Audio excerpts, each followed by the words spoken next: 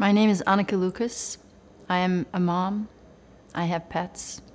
And I'm currently the leader of an organization that brings yoga into prisons. I'm also a survivor of child sex trafficking.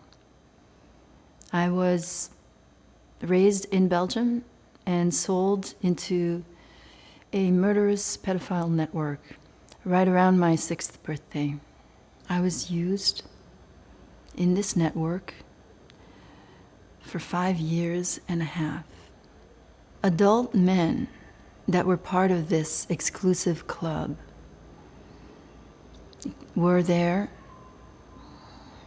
for various reasons, but there was a lot of alcohol, a lot of drugs, and the children were the commodity, the highest, the most valued commodity, and were used for sex mostly. But there were a number of aristocrats that were part of this club who also liked killing children. And then my time had come. At the age of 11, I was about to be killed. I was tortured because someone who had protected me for a while and then abused me really badly was done with me. I was strapped to a butcher's block. That was black from the blood of all the children that had come before me. I was there for a few hours. My body is full of scars, and every scar reminds me of the moment.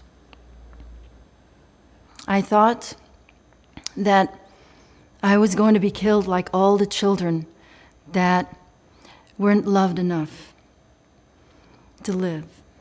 And I was going to be forgotten as well. And I wasn't ready to die. Someone from inside that network loved me enough to rescue me. That torture lasted a few hours. However, I was in that network for 5 years and a half. In that time, I was raped many, many, many times. I don't have any scars to show how many times I was raped, but I did the math. Usually it was a whole night in the weekend. And so I gathered that I was raped, actually raped, for about 6 hours a week, 1,716 hours of rape, before I reached the age of 12. I grew up with instructions that were given to me by the person who rescued me, that kept me out of prostitution, kept me away from drugs, led me out of the country, Belgium, where this all happened. As a young adult, though I didn't have any scars, I had been projected upon so much as a sexual object that I attracted men. And part of me needed that to live, because that was the only way I knew how to feel good. And as a young woman, I was so disrespected and so used. And yet everyone was so ready to put the blame with me for being promiscuous, for being, as was said, cheap, a whore. All these things, all these epithets, so quick to denounce me.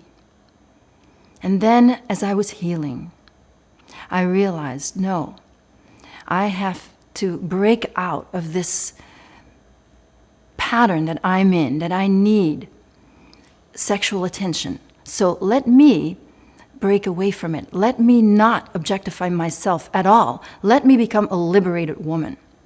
And so I worked for decades and decades, feeling into all the pain of what was done to me, all the betrayal of being sold by my parents. Children are the most vulnerable of our population. So we want to create a society where children will be safe, where children will have a community around them. Every child deserves safety. No child deserves what I went through and what millions of children each day go through. But unfortunately, the way the system is right now, that is part of the system. As women, we have so much potential to be truly empowered by feeling into everything that we as women endure. That gives us more strength than anyone. All that pain, behind all that powerlessness and that humiliation, really feeling into what was done to me, really understanding that it wasn't me, that at the end of the day, I'm okay. I was a child. I was being victimized. It wasn't my fault.